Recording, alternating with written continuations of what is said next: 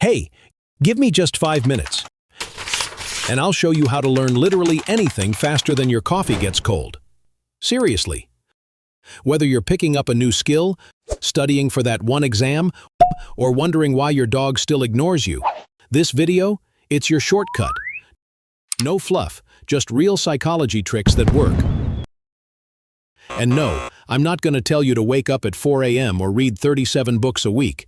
Let's actually make your brain better, together. Here's the truth. Your brain isn't made to remember everything. It's built to forget most things. Ever walk into a room like, wait, why am I here?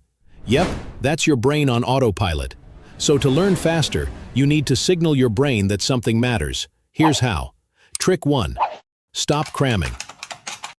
It feels productive, but it's a scam. Use spaced repetition. Review things over increasing intervals. Day 1, 3, 7.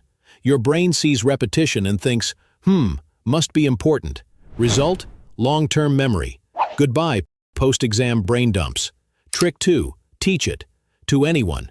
Your friend, your mom, or even your shampoo bottle.